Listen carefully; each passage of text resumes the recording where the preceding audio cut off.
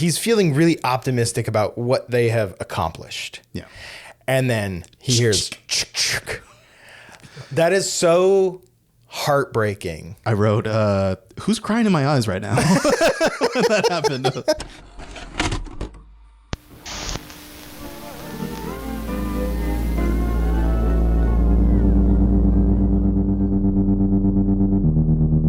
What do you know about 2 certified bankers?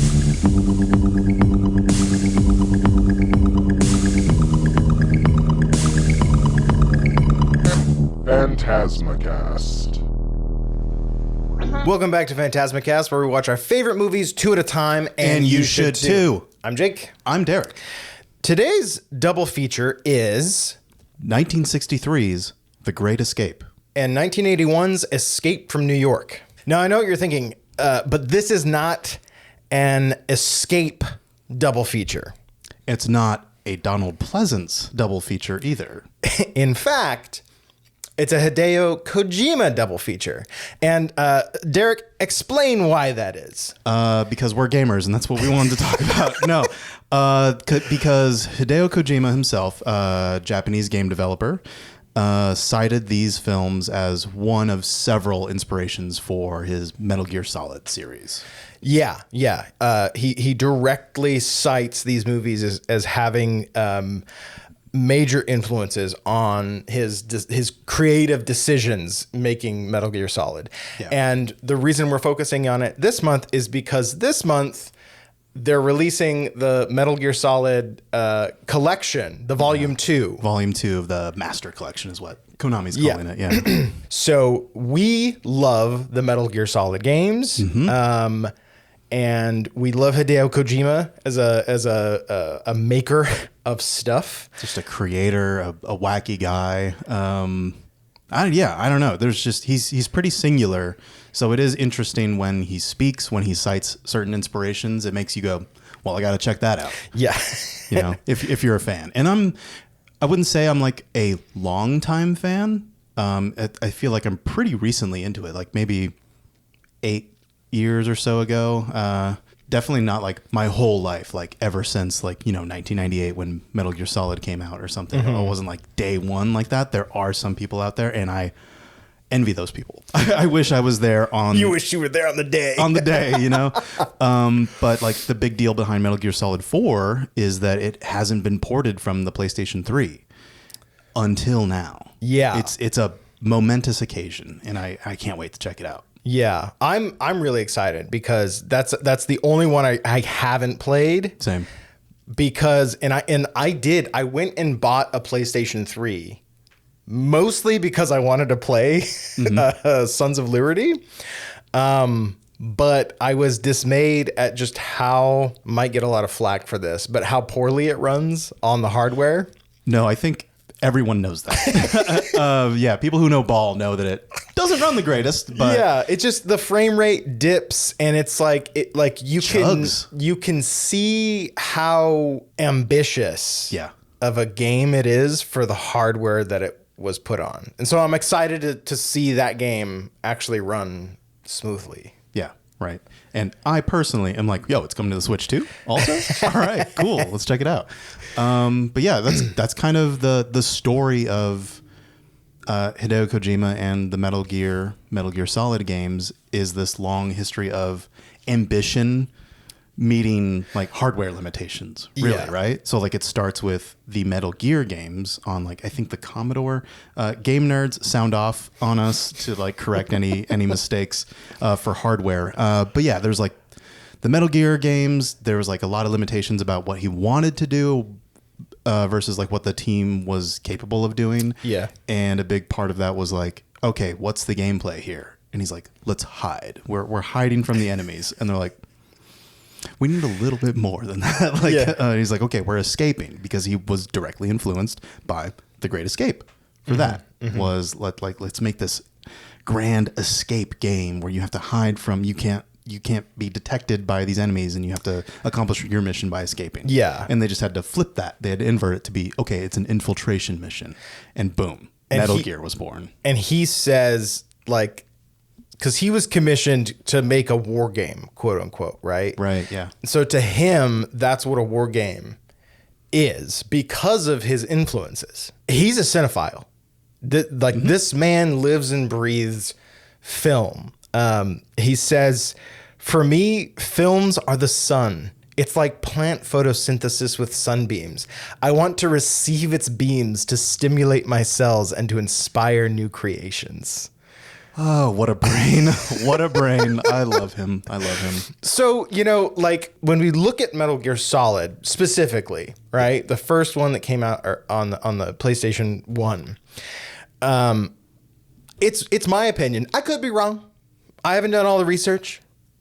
But it's my opinion that it's probably the first game ever made that was made by a cinephile.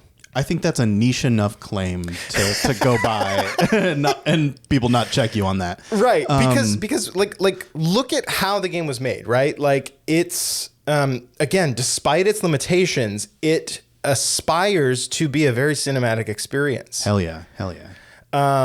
It starts off with credits, like a movie does. It's just like starring. You really don't see that in video games where they credit like the voice actor as playing this role. They really kind of hide anyone involved with like the production of a game. A game publisher would like the masses to believe that it just happened. Like they just said, "Oh, look, we just found a game in the back." And, divine providence. It's made by Konami, but no, it's not. But if you look at like the cut scenes in Metal Gear Solid, the camera is moving constantly. The shots are crafted cinematically. There's like a narrative approach and a sort of artistic perspective that's being given. It's not a game whose art direction is entirely dictated by like the gameplay, Although the gameplay is very unique. Yes. Too. It's no slouch in that department, but it is like, let's do both.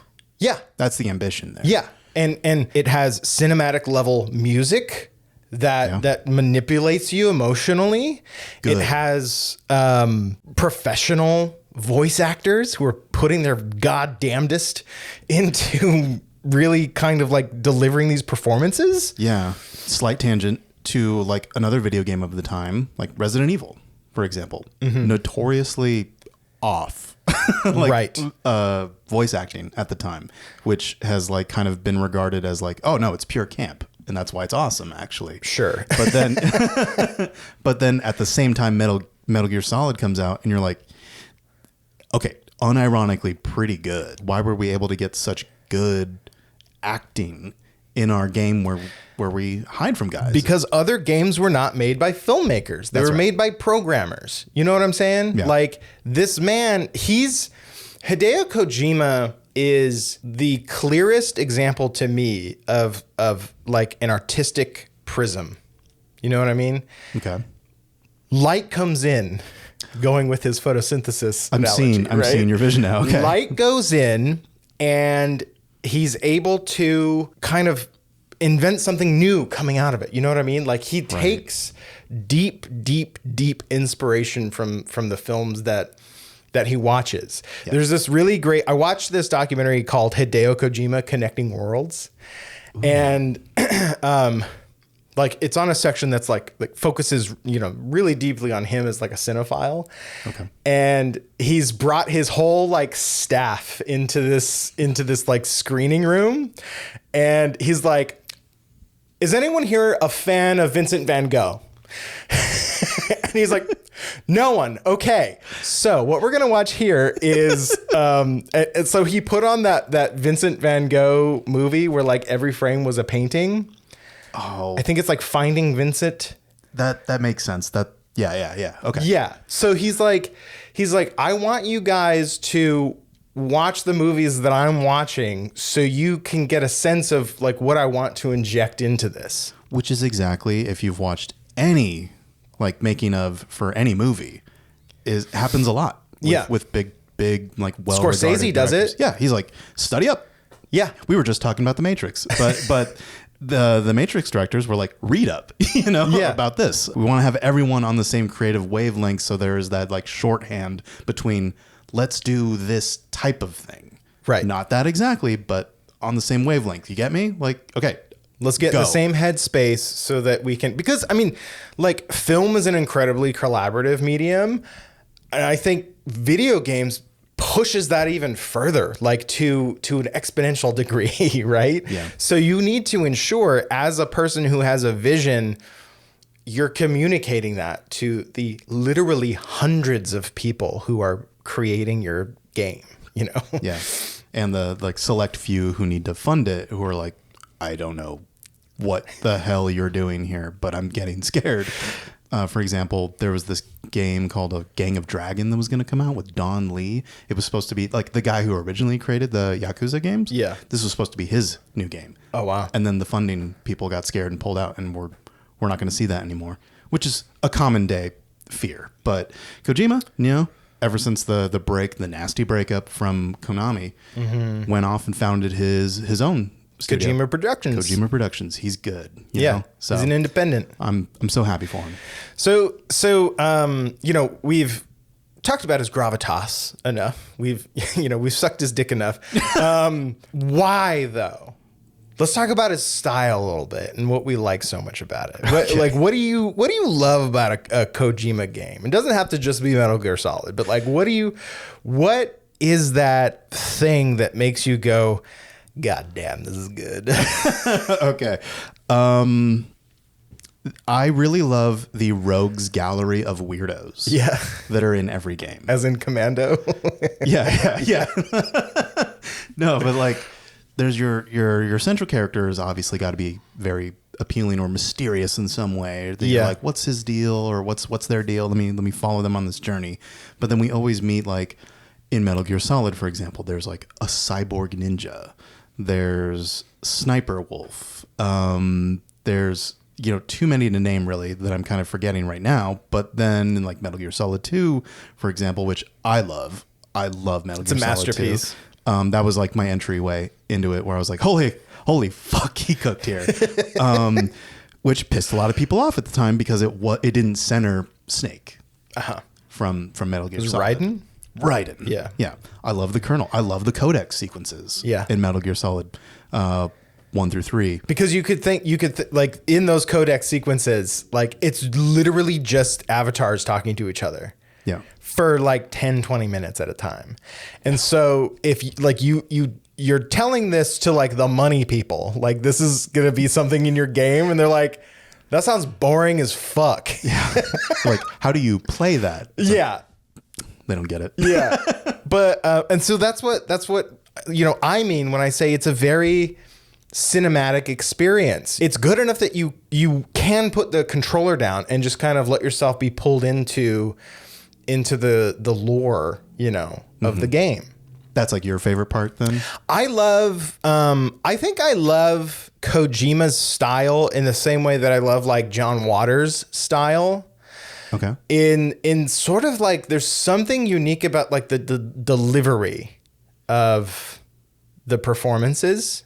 Yeah. So with John Waters, it's very pronounced and melodramatic and long-winded, Mm-hmm. And it's kind of the same way with Kojima. It's not as like pronounced, and theatrical, but it's very like expositional, It's very concerned about the minutia of making this world believable. Yeah. Or like has rules in place that's not like our own at all. It's very fantastical. But then when the characters take it seriously, like you as the player, take it seriously. You're like, okay, no, they said this was gonna be important here. Or like even in Metal Gear Solid, you have like codec numbers. Like if you need to save your game, Snake, go to 140.85 or something. Yeah. And in like the old versions of the games, that was not saved somewhere. You had to listen and remember that and type it in. That was part of the gameplay, was being locked in in order to remember those numbers. What channel did he say? Yeah. But then you could go back and like ask him again and he would tell you. You check in, you put the game down for like a week. You come back to it. You call the colonel up and it'll be like, remember, Snake, you need to do this. Yeah. And I'm like, that's so interesting. And no game since has done that. Has just had a character in universe explain what you're going to do again. It's always like, go to the fucking waypoint. Yeah. You dipshit. like a game that really kind of acknowledges the player, as being integral to this whole experience. Yeah.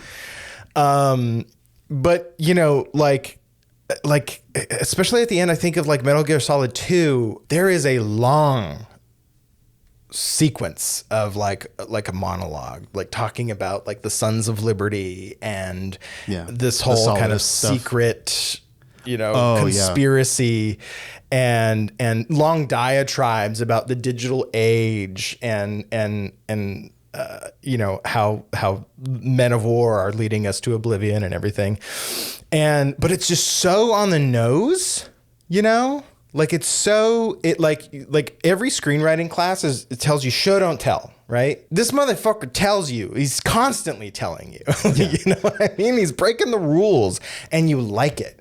And in that Hideo Kojima documentary I watched, Grimes is in the documentary. Okay. And she goes, you never quite know if he's taking the piss or if it's pure, earnest, unadulterated genius. He lives right on that razor's edge. And I think that captures it perfectly. Yeah. Yeah. Because for as much as he'll, talk your ear off, it'll immediately be juxtaposed with something you've never seen before. Right. Like in Metal Gear Solid 2, again, greatest game ever. There's that character Fortune where you shoot at her and the bullets fly around her. Uh-huh. He doesn't explain that. It's just the character's like, I long for death, and yet no one is able to give it to me, not even you. And you're like, what the fuck is going on? What am I looking at? You can't put the controller down though. It's such an amazing game. I love it.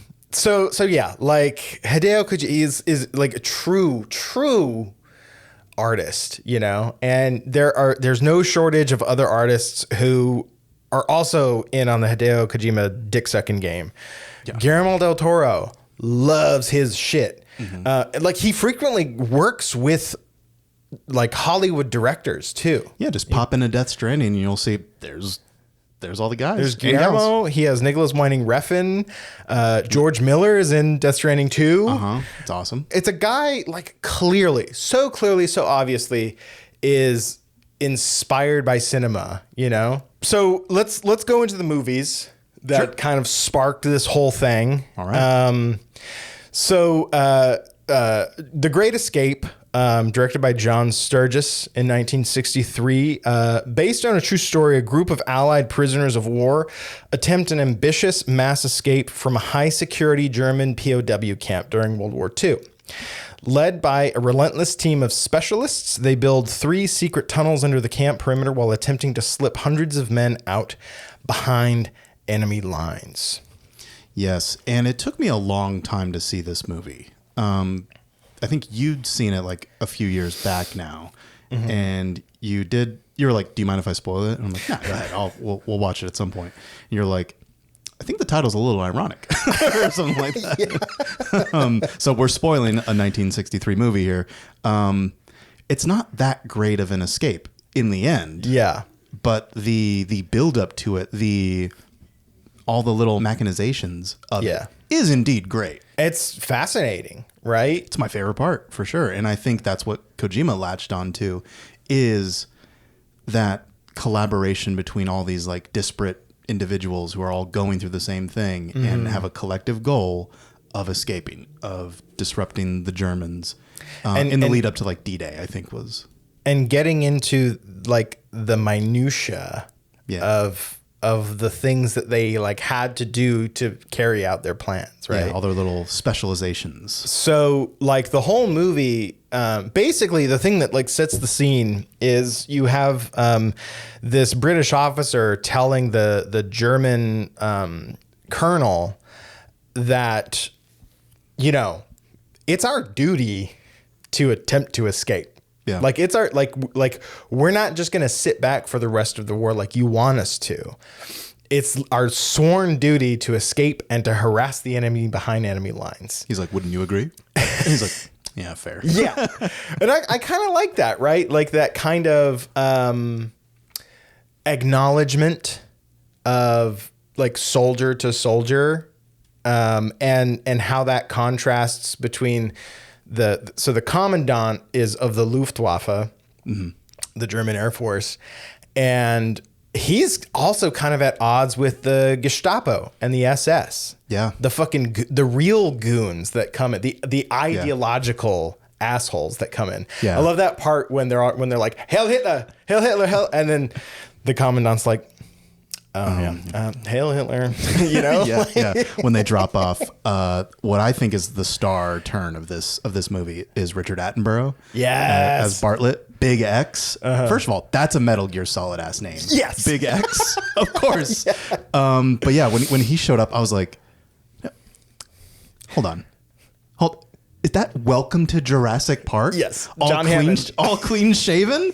I did not recognize him at first, but man, he's so fucking good in this movie. And his delivery in that same scene with the guy you were referring to, Captain Ramsey. He does like a really good job at setting the scene, setting the tone of like that whole first act, which is like, let's get the fellas together and get this plan in motion. Right. Yeah, my personal favorites of the fellas are Big X and then James Garner as Henley, that American. Yeah. He's the Scrounger. Yeah. Again, another Metal Gear Solid ass name. But I love him. Yeah. I love every scene he's in. They all have their own little kind of like code names for what they do. Yeah. No, but yeah, like James Garner is smooth as fuck in this movie. But to talk about bearing the lead, like this cast is stacked. Yeah. Right? It's an ensemble piece for sure. Richard Attenborough, James Garner, we've got Steve McQueen, Charles Bronson, Donald Pleasance. Like there's so many greats in this fucking movie. Yeah. Speaking of Steve McQueen, there was a little like fun fact that I learned literally on the way here. I had put like a making of thing on YouTube and listened to it in the car. Yeah. But I thought this was great. So like Steve McQueen is like, by and large, he's kind of marketed as like the hero of this movie. I'm so glad you said this. Yes. But he's really not. I don't think. I don't think so either. James Garner was telling a story about how, partway into the shooting, Steve McQueen was unhappy with the way his character was turning out. Yeah. So he demanded rewrites. So James Garner tells this story about how, he invited everyone over to his house to kind of like talk it out. And he's like, what we found was Steve wanted to be the hero of the movie, but he didn't really want to do heroic things. Yeah. Because he thought that would be corny. And so what they eventually like decided on was how he would be the hero is he would be like one of the first to escape so that he could scout around the immediate area of the camp. And this is how it plays out. And then he would get caught again to be brought back into the camp and give them that information. And then that's how he becomes the hero in his own way. Right. Which is very smart. Yeah. I think that's what does make him an appealing character, in my opinion. The more like overt, heroic Steve McQueen stuff, like the motorcycle stuff. Yeah. I don't know. I think that is kind of corny, actually. It's a little overrated, I think, because like he still gets caught in the end. Yeah. And it kind of goes on for a long time. It's already a long ass movie, almost 3 hours. Yeah. The whole last hour of that movie is, again, spoiler. Like we talked about it not being that great of an escape. Like they get like 70 something guys out. Every single one of them is either recaptured or executed. So of the 77, 50 of them were executed by the SS. And then like 11 or so get resent back to the camp. And I think maybe 2 or 3 like actually fully genuinely escaped. Yeah. It's Charles Bronson and the guy that was with him. Yeah. They eventually make it out. And not to say like like this is a real story, so like I'm not being like history, you're boring. Yeah, not trying to be glib about about anything. But like what is truly great about the escape is like the intention was never really to like escape and make it back home. Right. The intention was always to distract the Germans enough that they would be pulled away from the front lines. Yeah. And that's truly what happened and what was great about the escape. Yeah, because then right at the end, like the Gestapo comes in and relieves the Luftwaffe guy. Yeah. Which, it's implied that he's probably going to get executed for failing so horribly or something. So that is grim for him too. I wouldn't say I feel bad for a Nazi, but... but yeah, I also thought it was crazy just going back to the Steve McQueen aspect of it and like the hero of like that he wanted to be but not do corny heroic things. I always thought that was weird because in my time observing this movie from a distance, it's the Steve McQueen vehicle. Yeah, he's on the fucking cover. That's his dome right there. Yeah. And that's the criterion. The normal cover I always see is that heroic shot of him on the motorcycle. That's what I always see on the cover of like Blu-ray copies. Yeah, which we just discussed. Worst scene. No, it just goes on for a little too long, I think. Yeah. I think the idea of it is fine. It just goes on for a little too long. So who would you say is the real protagonist or like main character? I know who I would say.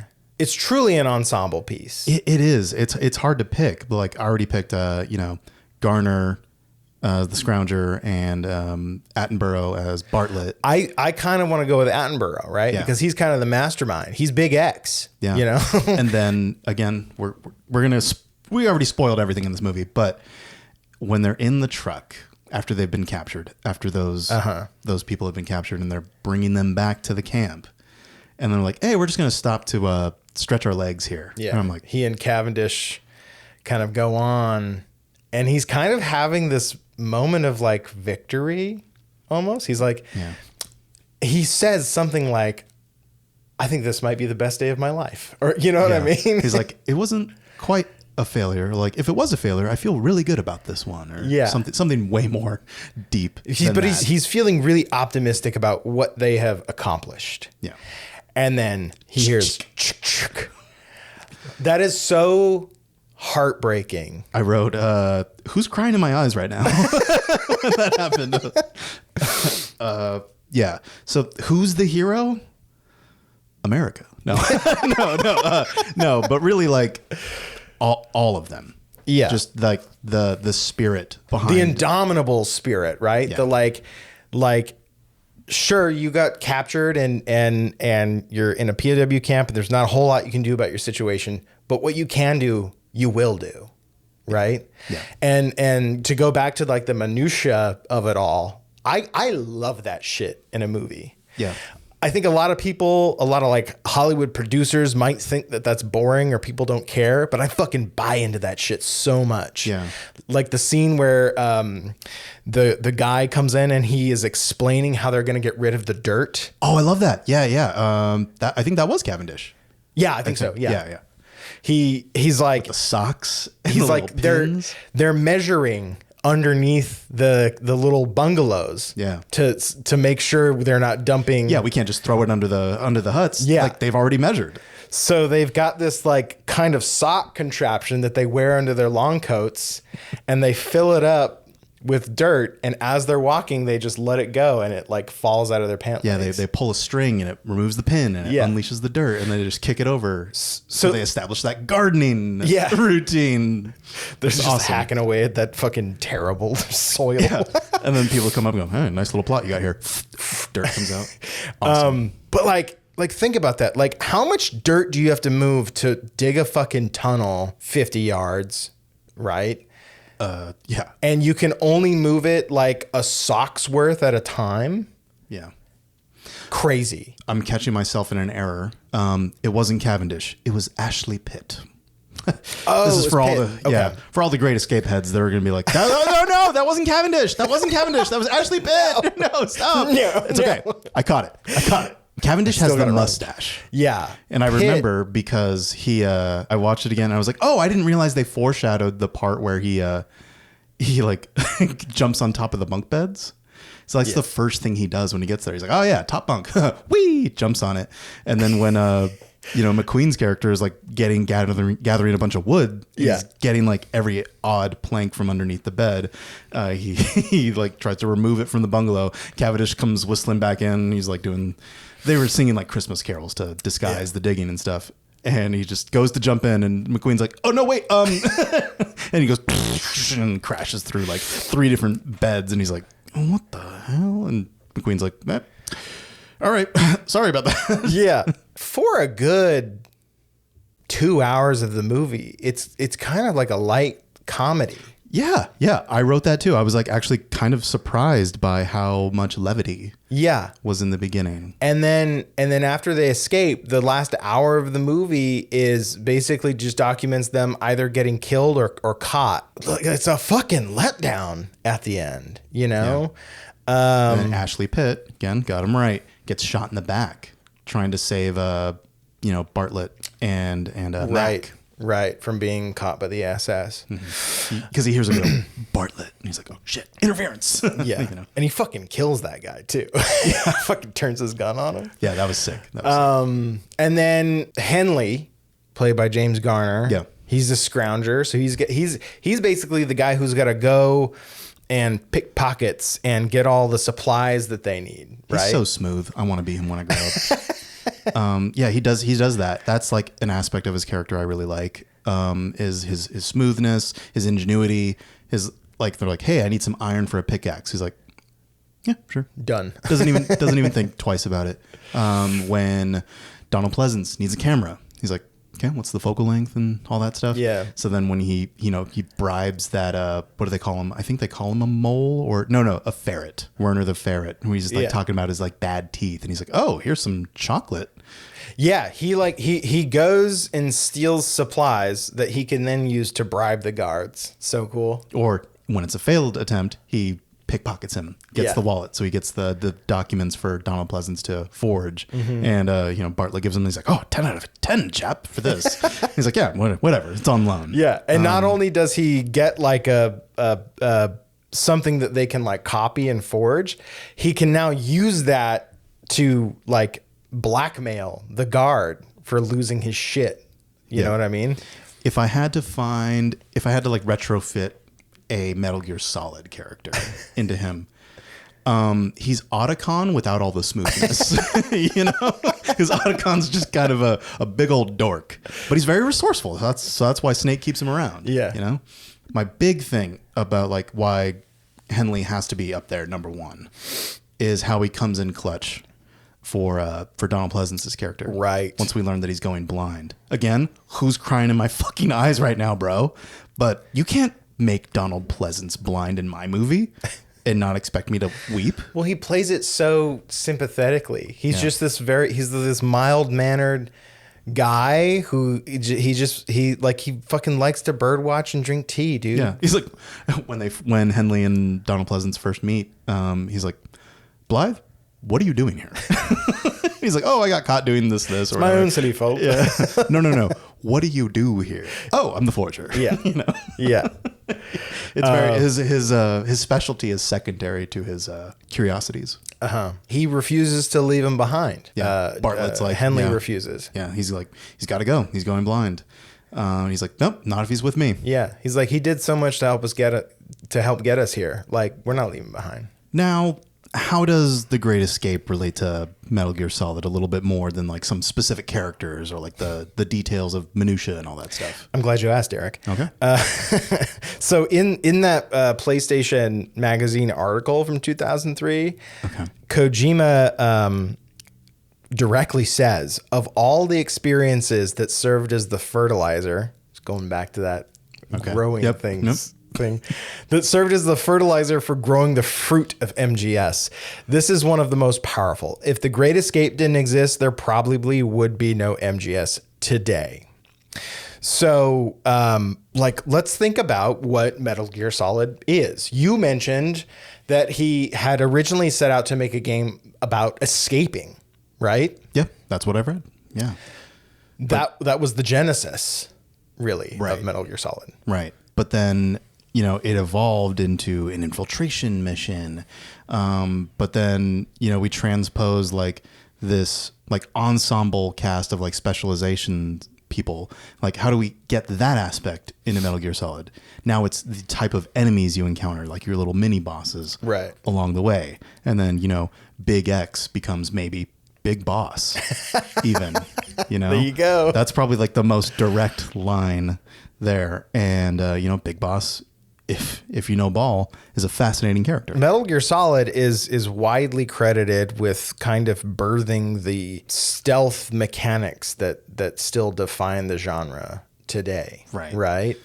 Now it's not necessarily a game about escaping from somewhere. It's about infiltrating, but like there's an element of like hiding. And another thing that Kojima pointed out about The Great Escape was he said, that's the feeling I remember most about the movie, more than the story or the direction, the thrill of hiding. Right. So that's what he's trying to capture, the thrill of hiding. And that's really why you play a stealth game. Right. And so like think about the mechanics that he had to create to go through it. Right. We're kind of like a top down game, fixed angle. Right. And anytime I think about a game that has a fixed angle, it's definitely a game director that is trying to manipulate your experience because you're seeing what they want you to see at any given point.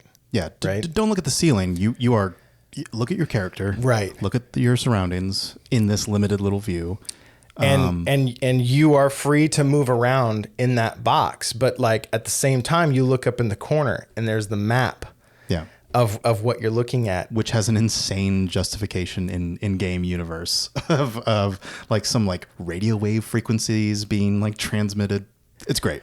But it's explained. It allows you to see the kind of vision cones of the guards around you. So that plays into the gameplay of you trying to avoid detection, right? And so what are the characters in The Great Escape doing the whole time?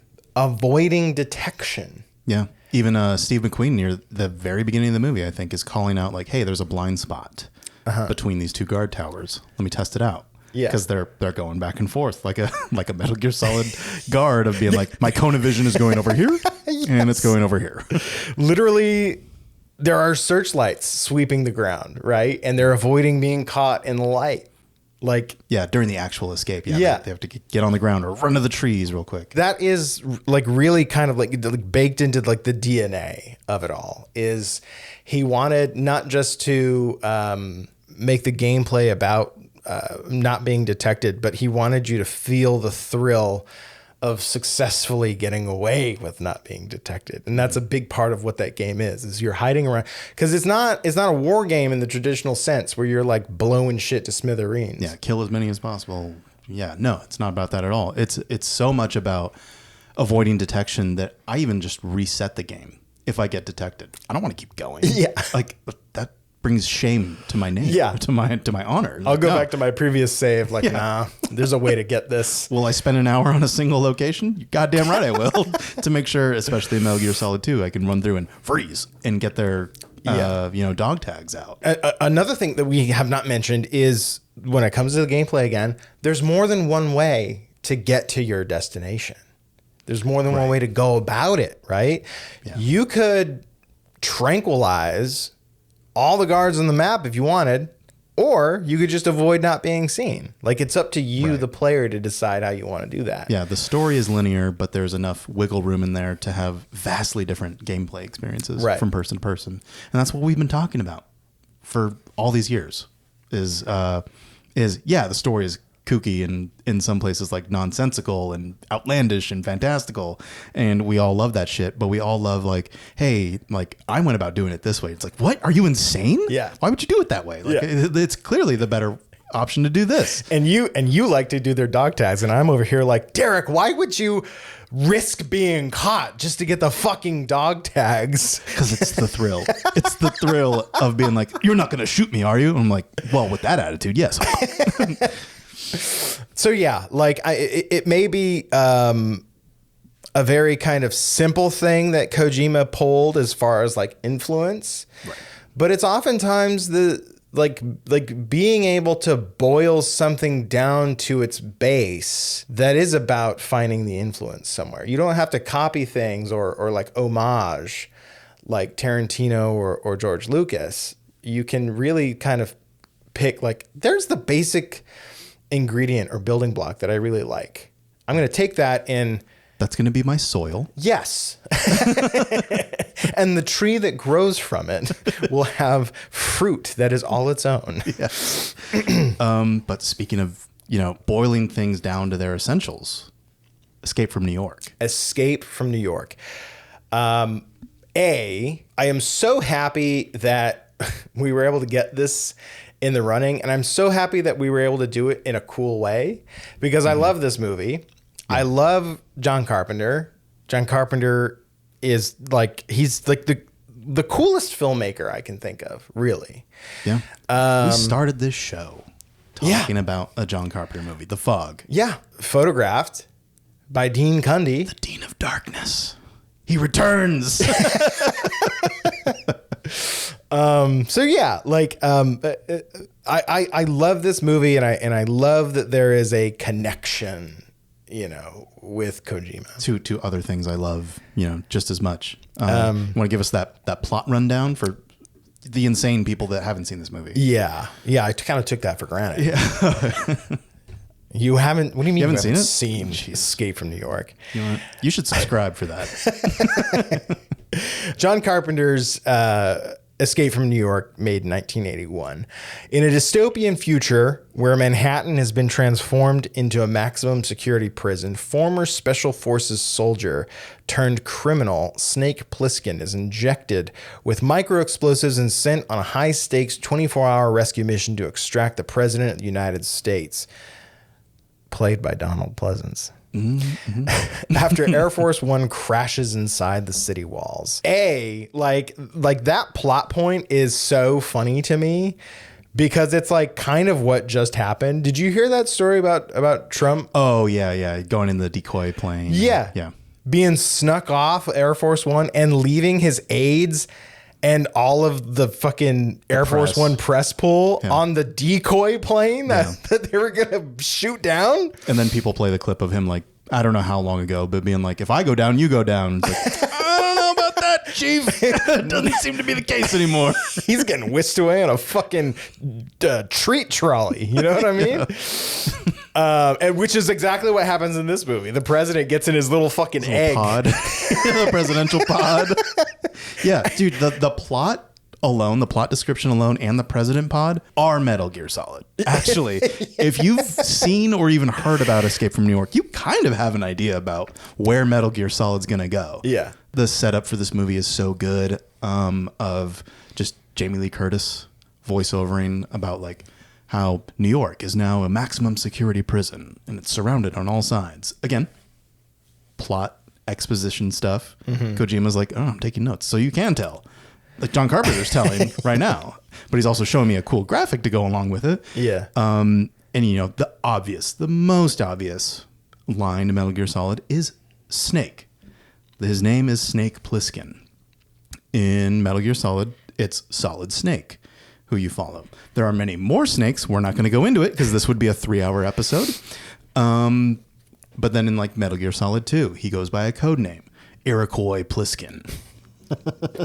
Which makes me laugh every time. It makes me smile. I love this stuff. It's a high stakes infiltration mission, getting into New York and then escaping out of it.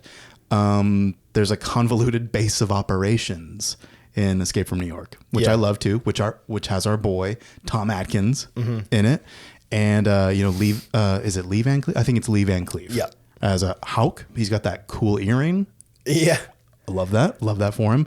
I love their dynamic. And Kurt Russell, I think in the some behind the scenes documentaries for it is like, oh yeah, I loved playing off Lee Van Cleef. He's so cool, and he like definitely made Snake work as like you know what, Snake, I'd love to kick your ass right now, like, but God damn it, the president needs saving. He's like, what president? It's great that you mentioned that, because I watched the audio commentary, and there is that scene, that first scene that Kurt Russell and Lee Van Cleef have together. John Carpenter says, like, these are the same guy. They're just on opposite sides of the prison wall. They had different canonical events happening to them. Right. That made Snake a more radical anti-authority figure. Uh-huh. And John Carpenter says in a different documentary, he says, I truly have a problem with authority. Any chance I get to belittle authority, I love to do it. Yeah. You know, I just can't help myself. God damn it, he's the man. God, he's the man. He's such a punk, you know. He's so like cool. Like John Carpenter has never sold out. You know what I mean? No, yeah. When he says they still send me checks for Halloween, yeah, that's not selling out. That's bragging. Yeah, that's like, dude, they're funding my ability to just kind of make music, smoke a lot of weed, and play Assassin's Creed. And I did not mean to rhyme with that, but man, I want to live his life so bad. Isn't that the goal? You know what that is the goal. Just fucking make a slate of kick-ass movies that people will talk about forever. He had not a single L in that entire run. No. He hit the 90s, and I think I don't think his 90s films are as strong as the 70s and 80s. Right. And he really hasn't made anything since like The Ward in the mid 2000s. Yeah. I haven't seen anything past Ghost of Mars. But like I loved Ghost of Mars when I was a kid. Yeah. Like it's so like again, when you boil it down, like overlook the fact that like the either the dialogue or the special effects might be a little corny, right? Like John Carpenter has always played in a realm of camp and having movies kind of scrappily put together. Like he never changed. That's what he has always done. In fact, he probably was given too much money for Ghost of Mars, which was I don't think we talked about it, but for the Matrix episode, I wanted to bring up that Bill Pope, the cinematographer for the Matrix, and Bound, he was like, okay, we did this like lower budget movie with Bound, and he was like in that lower budget realm because he was doing like Evil Dead, stuff like that, or at least Army of Darkness. And when they were like, hey, we want to bring you on board for the Matrix, and he's like, this $100 million movie, can we not? Can we do something in between that? And they're like, no, you're doing the Matrix. He's like, okay. So he was wary of getting that much money because he knew that it came with a lot of scrutiny. Yeah. Too. And John Carpenter works the best in that $10 to $20 million range. You know, now, like, I think Escape from New York was like around $5 million. Escape from New York was made on a budget of $5 million, but goddamn, does it not look like that? Yeah. You know, and I think that's part of being scrappy, is to make a $5 million movie look like a $10 million movie. It's that Kojima aspect of your limitation is this $5 million. Yeah. Or, you know, the hardware that you're making your game for. Now, that's the soil. Now, what fruit are you going to grow from this? Yeah. You know, and we get Escape from New York, which is amazing. In the opening sequence, right, you have a lot of things happening. They are kind of establishing the fact that all of New York City is this walled off kind of prison.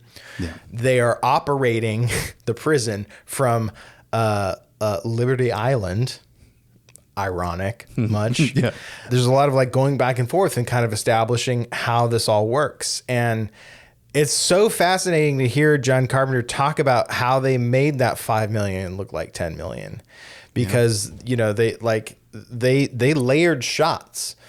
They would, like in a lot of the shots where it's like guys on the wall, looking across the harbor to Manhattan. The guy on the wall, that's the foreground, right? And then they would put like a matte painting of the city on like a rear projector screen, right? And then for like the water, because they needed that to look real, they just kind of like cut that in, you know? Awesome. Yeah. And then the helicopter, because it's such a dark movie, they can hide things. Dean of Darkness. The helicopter, he said it was just a toy helicopter. That's sick. Because of the scale and the perspective that they were shooting at, you could buy it as a real helicopter because it was off in the distance. Yeah, I forget what the spy plane is called, but there are some shots the of glider? it. That it kind of looks like a toy or whatever. Yeah, but I don't care because Snake looks cool as fuck in that cockpit. Does that not like remind you of Metal Gear Solid? Yeah, that's a Colonel. Yeah. I just infiltrated Shadow Moses. But yeah, no, it definitely strikes me as like, okay, direct inspiration is like, boom, the idea came to him. And he's like, oh my God, I need to use this. I need to use this exact vibe because it's perfect. There's nothing wrong with it. And Snake, what do you do? Well, no, actually, sorry. Lee Van Cleef doesn't sound like that. He's like, Snake, what are you doing? He's like, I'm playing with myself. Yeah. What do you think I'm doing? I think, the mix sometimes, if I had to criticize Escape from New York a little bit, is the mix is a little too quiet on Snake sometimes, where he's like, he's so whispering airy, a little bit too much. Yeah, he's like so airy. Yeah, he's like, Snake, I'm gonna kick your ass if you don't speak up a little bit. And the first couple times I watched it, I was curious because Mickey mentioned this when we were watching it. She's like, why do so many people recognize Snake? And I was like, you know what? I thought about that too. Let me make a little note about it. But I have a theory now. And it's that it's not like his war hero status. I feel like Lee Van Cleef and company know that about him. Like that's an inside military thing. But the general population or everyone within New York knows about him because he robbed the Federal Reserve. Yeah. And I think you would get national news from that, and they'd circulate your mug with the eye patch, and you'd be like, that's Snake. You know about him in the same way that you know about Bonnie and Clyde. He's just fucking cool. He's got style. Speaking of his style, like that's generally, I think, what Kojima pulled from Escape from New York. Mm-hmm. He says, again, looking at that PlayStation Magazine article, he says, normally Snake and Solid do not go together. It's like talking about hot ice. I came up with the name to express this lack of balance and equilibrium. But when I decided that the code name would be Snake, the character was more Plissken than Snake-like at the subconscious level. If I had used a different name for Snake in MGS, he probably would have been a totally different character. So like he's telling you specifically, like, I named him Snake because that's who I saw in this character. Yeah. And then, he goes on to like build upon that lore so much more in like Metal Gear Solid 3, Snake Eater, and damn. What a banger. What a banger that song is too. I think that's why people like really hold 3 on like such a pedestal, rightly so, is because of the Snake Eater song. And I feel like that kind of, correct me if I'm wrong, but where my brain wants to go with that is like, that's kind of like James Bond inspired. Yeah. What's crazy is there's a lot in Escape from New York inspired by James Bond as well. Yeah, all these like little gadgets. He gets a gadget walkthrough. John Carpenter calls them gizmos. Oh, apologies, King. You're so right. Yeah, like his little gizmos about the the detector, or like the little thing that he sends out the pulse of like, hey, I'm still here. I'm in New York. It's that classic scene in a James Bond movie when he's being given his fucking gadgets. Yeah, when Q's like, check out all this shit. Yeah. I've been cooking up in the lab with the boys. Oh, sorry, go ahead. No, I was just going to add to that. And then there's like the whole capsules that go into his neck. Yeah. And that's very James Bond coded too, of like future tech of like, what the hell did you put in my neck here? Mm-hmm. It's like, well, you see, Snake, if you don't make it out within 24 hours, or now it's like 22 or something, because it started from 24 hours when he said it the first time. This little slimy bastard. That's why he's like, I'm going to kill you when I get out. Speaking of future tech, though, there's a really great portion in that commentary track where going back to the glider scene. Yeah. Kurt Russell's like, what made you decide to put the graphic like interface of the city in the cockpit? And like, I had thought about it. I was like, he's so fucking right. Because shouldn't you just be able to see outside? No. Like, they did not have literally in the world the technology to create that graphic interface. You know how they built the city? Oh, no. So in the graphic interface where it's like the green outlines of the buildings as he's flying over it, they built like buildings out of cardboard, spray painted it all black, and then put green tape along the edges. And then when they lit it up, the green tape is the only thing that like caught the light. And so they moved a camera through it. And that's how they created this computer generated like kind of like 3D architecture of the city. That's so sick. But it's like think about that, right? That takes a brain to go, yeah, they're going to need some way to like image this city because it's at night, right? Like they don't have night vision. Like, so like, this is how we're going to represent that, right? He like invented a military technology kind of, and then put it into and then it took Kurt Russell being like, what made you think of that?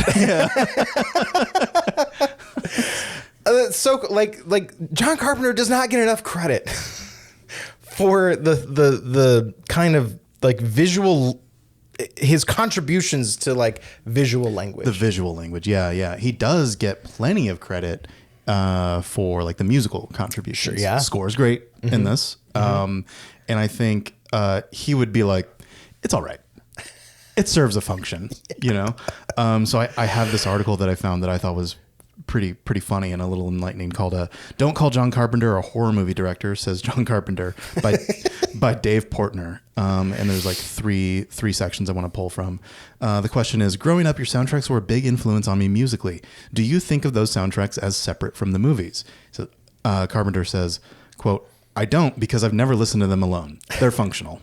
You know, he doesn't put them up on a pedestal. He's just like, you know what? It did the thing. It served its purpose. Yeah. Kind of thing. Oh, I pulled this one for you specifically because he calls out Hammer Films. In this interview. He says, let's see what the question is. It's like, music can be so manipulating in terms of horror. It's such an important part of building the tension. I read somewhere that Halloween wasn't supposed to have any music at all. There's a little bit about that, but he says, Carpenter says, for instance, there's an English composer named James Bernard who composed the early Hammer films. The Creeping Unknown, Enemy from Space, The Curse of Frankenstein, and Horror of Dracula. I thought to myself, what's so disturbing about this? I met him later in life, and he told me that he's playing sounds, a musical mistake that grates at you, that puts you on edge. So he's like, damn, if this fucking goat is just doing that, like I can have that same philosophy about it pretty much. And then specifically about Escape from New York, the interviewer asks, what are your influences for the soundtrack to Escape from New York? And Carpenter says, I was heavily influenced by a movie called Forbidden Planet from 1956. Yeah. That's all electronic scored, the first one ever. It's mind-boggling. The sound. What is it that I'm listening to? What the hell is that? Not a typical movie score. It's really interesting. Later on, when I actually started making movies, there was a movie in 1977 called Sorcerer by William Friedkin. Tangerine Dream did the soundtrack, but wow, it was real simple. Like do over and over again, but all electronic. Wonderful score and a highly underrated movie. I recommend it. So another goat shouting out another goat here with Sorcerer. Yeah. But like even that is like in a time when like film scores were very sort of orchestral. Yeah. Right. He is plugged in enough to go like, let's if I'm trying to create a new world for you to buy into, let's lean into this new form of music to accompany that.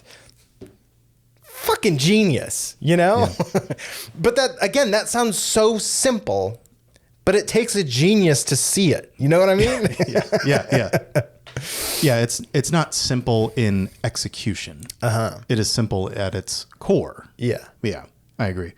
And then some other things that I appreciated in Escape from New York that I was like, I wonder if Hideo Kojima appreciates this about it too.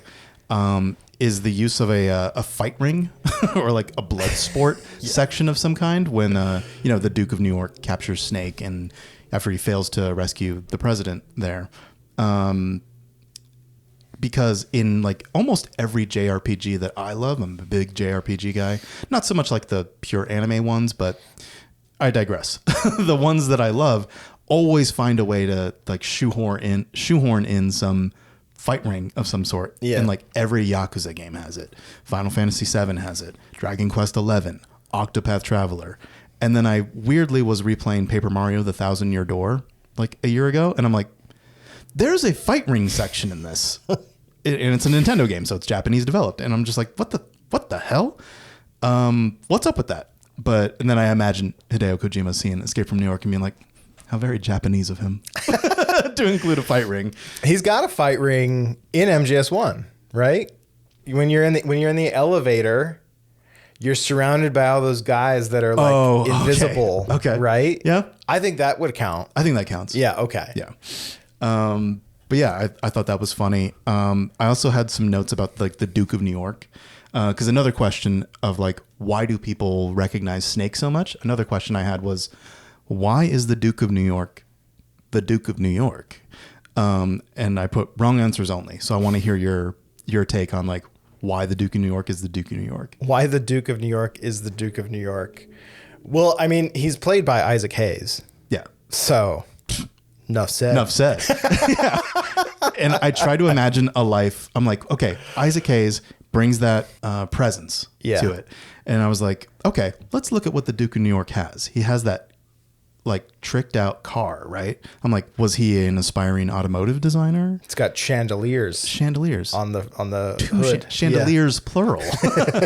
And then later on, he's no slouch in the driving department either on that bridge. Yeah. I was like, aspiring stunt or failed stunt driver?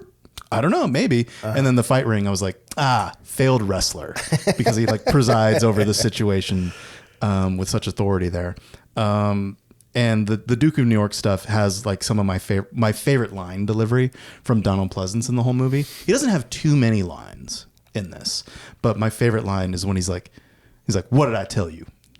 And Donald Pleasance's like, "You're the Duke of New York. You're a number one." And I just had to write that down. Like, "You're the Duke of New York. You're a number one." And then that line comes back later when Donald Pleasance kills him. Yeah, just from the top of the tower. There's, "You're the Duke of New York. You're a number one." Which is a little Loopy Loomis coded, you know. So I love that about it. And then my favorite Snake line, I don't know if you have one. Think about one while I tell you mine. Also from the end, when he approaches Lee Van Cleef again, and Lee Van Cleef's like, "You gonna kill me now, Snake?" And Snake says, "I'm too tired. Maybe later." That's a solid Snake. Solid Snake would absolutely respond to someone like that too. So I really love that line. But yeah, what are some of your favorite Snake-isms, Snake moments? I have a favorite line. Lay it on me. And it's part of Snake's conversation with Brain, played by Harry Dean Stanton. Mm-hmm. Mm-hmm. Good stuff. And the reason I love it is because it's such a simple line, but it paints so much of a picture about backstory. He says, "Kansas City, 4 years ago, you ran out on me. You left me sitting there." Brain says, "You were late." Snake says, "We were buddies, Harold. You, me, and Fresno Bob. You know what they did to Bob?" So I'm just like, who is Fresno Bob? Yeah. We need a prequel in which Brain, Snake, and Fresno Bob, let me say that again, characters named Brain, Snake, and Fresno Bob are off gallivanting, doing like criminal terrorist shit, dude. Yeah. Maybe they'll bump into a Psycho Mantis. Metal Gear Solid there. One thing from the special features of Escape from New York that I'm like, I don't know how strongly I feel about this yet, but the deleted scene. I'm talking about the infamous deleted scene from the start of the movie. Have you seen that scene? I've not seen the scene, but it is the bank robbery, right? Mm-hmm. Yeah. Mm-hmm. I think they should have kept it. It's not that long of a scene, but I think it's enough context to set up Snake and give him a little bit more lines to chew on before we have the very whispery scene with him and Lee Van Cleef. Okay. Because before that, he doesn't have a single line before that. You see him getting escorted through the complex like he's been arrested for something. The way the theatrical cut is now, the most seen version of the movie, definitely takes it back a little bit and lets you fill in the blanks about why he's there. But I kind of like this blank being filled in of a bank robbery gone awry. And he has a partner there who gets killed. And his whole thing is that he gets shot. His partner gets shot when they think they've got away. They're in San Francisco. They've divided up the money. And he's like, no, it's too quiet here. And then that's when his partner gets shot. He's like, get down. And he Snake successfully runs down the stairs and is like, and could get away with it. But he goes back for his partner. He's like, what's his name? Taylor. Yeah. He's like, Taylor, come on. He runs back up. He's standing there and there's a bunch of armed men behind him. And he's like, Taylor, put down the bag. And he's like, no, Snake, or something. And then he just gets riddled with bullets because he wouldn't put down the bag. And then Snake puts down the bag. And then some officers come up the stairs from behind him. And then he puts up his hands to get arrested. But I think that says a lot about Snake's character. And he knows tactically that they're fucked. But then he also went back for his partner, which would inform, the Fresno Bob brain dialogue. Yeah. And then in another way, informed that moment I really love at the end of the movie on the bridge when Brain gets killed, when he steps on the landmine. And then Maggie's there. She is just grief stricken immediately. She makes that decision. She's like, if Brain's gone, I have no will to live anymore. Yeah. So she doesn't say all this. She says it non-verbally.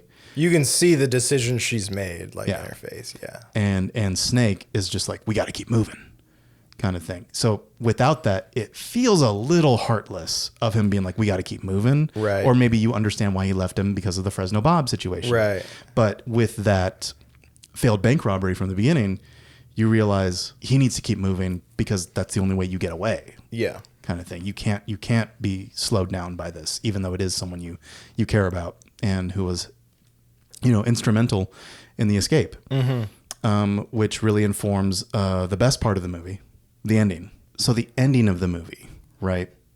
He really Snake really sticks it to the president with this big F you, buddy. Walk us through what that looked like or what led up to that. So, the story of the movie is the president has this tape that has a scientist basically who has the key to all our energy problems, right? And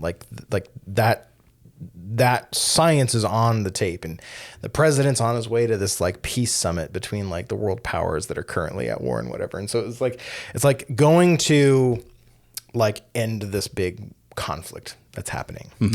And so that's why they send Snake in to get the president. They want the president, sure, but it's what the president has, and it's that tape. Yeah. And so the Duke tries to use that tape as a bargaining chip or whatever. Yeah, to get amnesty for everyone. Yeah. I think Snake can kind of see through the president. He doesn't have a lot of respect for that office. You know what I mean? He's been burned by the government. He's and he's okay, I got your decorations and stuff. But he doesn't really believe that this man he's going to save really cares about the people. Right. Right. And so, he does get him out of New York. And the president, the clock is counting down and the president's going to go on TV and he's going to play the tape. And when he goes to play the tape, it's not the recording. Yeah. It's what is it, like the Benny Hill? No, I think they said it was like the American Bandstand. American Bandstand. Yeah. And then it cuts to Snake, and you know he's smoking a cigarette, walking off, and he's got the tape, and he's pulling the tape out and of the cassette and destroying it, and like that basically is him saying like, I don't give a shit about you, I don't give a shit about your world, I don't give a shit about your peace. Like, it means nothing to him. Yeah.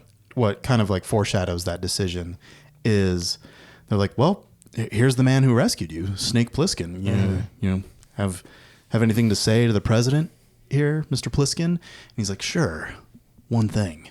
He's like, how do you feel about the people who died, making sure you got out of there? Right. Like, anything to say on their behalf? And he kind of he gives like the most politician answer, like, well, there's sacrifices. He's like, oh, there's sacrifices. Yeah, we'll be remembered. How's my shave looking? Yeah. Kind of thing. He's like, no, if you'll excuse me, I have to be on television. Yeah. He's like, all right. And I think he makes the decision to swap the tape. Seals the deal. Yeah. Because he was fucking around with the cabbie's tape deck. Yeah. On the escape out. And that's when I think that's when he got the idea of like, let's get an insurance policy. Yeah. Here. This has nothing to do with anything, but like, I would be remiss if I didn't say this.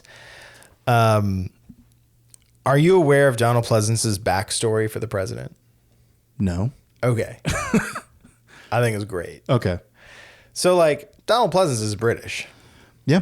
He's an obedient little British actor of the theater. That was behind the scenes for The Great Escape. Yeah. And so, obviously not American, can't be the president. So, John Carpenter really didn't give him a backstory, like a reason why. Like, Carpenter just cast him because he wanted him to play the president. So Donald Pleasance created a backstory for himself. Okay. And it basically came down to like the idea was that like Margaret Thatcher, who was the British prime minister, had like somehow taken over the United States and like made the United States a colony again. Fascinating. And like, that's why the American president is British.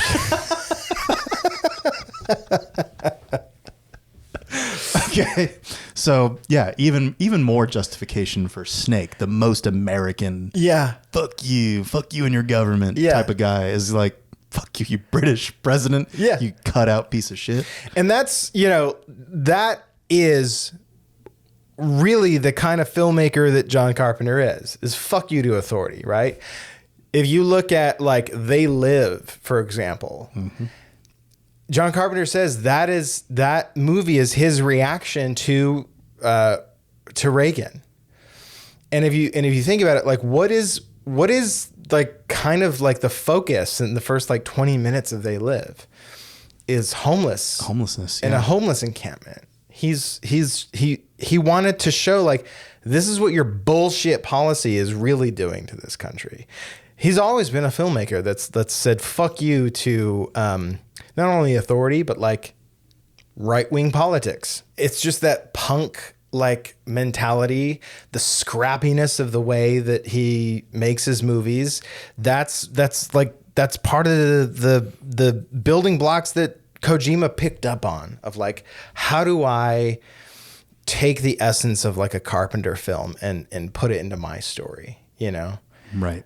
And then like get that spirit of The Great Escape. Yeah. And mesh those two ideas together. And a character, an iconic video game character now, Solid Snake, who, correct me if I'm wrong, he approaches his missions with kind of like a subtle suspicion, right? What am I doing here, Colonel? Yeah. Yeah, a lot of that. And then like, especially in Metal Gear Solid 2,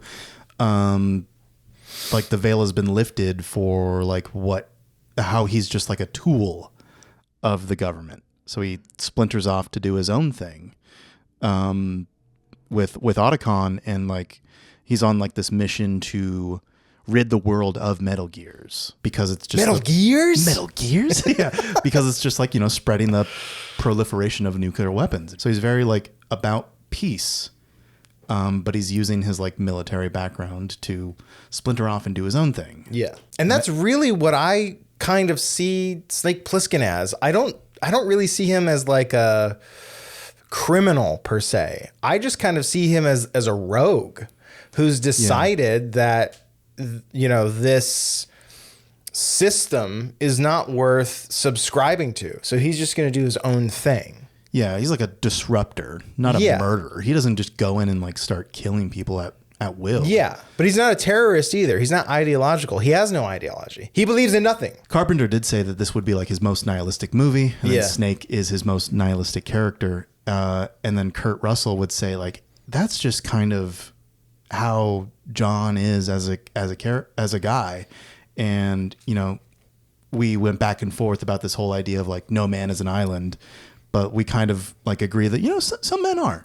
Some just kind of want to be like left alone kind of thing. Don't want to be involved in all this, you know, bigger politics and stuff like that, which is, you know, kind of coming from a place of privilege now, you know, but like, I get it. I get the idea to just kind of want to be left alone to do your own thing. But then when you're targeted, you kind of have an obligation to fight back. So Snake is being targeted as like this rogue. So he's like, I'm not doing it to save your president. President of what? I don't give a fuck. Like he's really doing it to be left alone, to not, you know, have those devices explode in his neck. Like he touches down. He's not, is the president okay? Yeah. He's like, get this fucking shit out of me, you know? Yeah. And then he doesn't go through with his threat to kill Lee Van Cleef's character. That was just, you know, he got a little heated and said some things he didn't mean. But mostly he says what he means. You know, maybe he did mean it. He's just a little tired right now. Maybe later. So when you really look at it, like Hideo Kojima, you know, has a love and appreciation for John Carpenter cinema, for his characters, for his personifications of the characters. He's a Carpenter fan. Right? As he should be, as we all should be. Carpenter is a Kojima fan. No way. Yeah. Okay. I did not know this. There is a Kojima said that he saw like a pull quote about Metal Gear Solid 2 from John Carpenter. Oh. As we all know, John Carpenter is a huge gamer. Yeah. Right? Now. Yeah. And so this pull quote is, like Snake Plissken, MGS2 can't be stopped. This game rocks. When he's right, he's right. Okay? Do not fight him on this. He's correct. So, you know, I love that there is just this air of like artists inspiring artists. You know, it's cyclical. Yeah, that's the theme of this episode. Is really it's just drawing all these inspirations and why they kick ass. Yeah, like art is a sort of like living, breathing organism.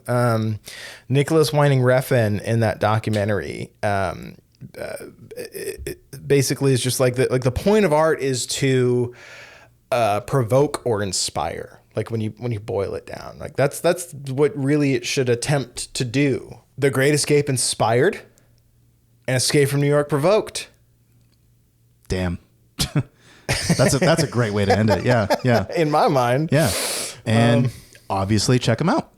We got The Great Escape on Criterion here. I think it's a pretty good transfer. I would like to see a 4K of it though. There are some shots that are a little blurry in like the transition scenes, but you know. Maybe they just need to source some different prints or whatnot. The color looks great, though. Color looks great. Yeah. The 4K of Escape from New York that we got and watched looks excellent. Yeah. Dean of Darkness has never looked better.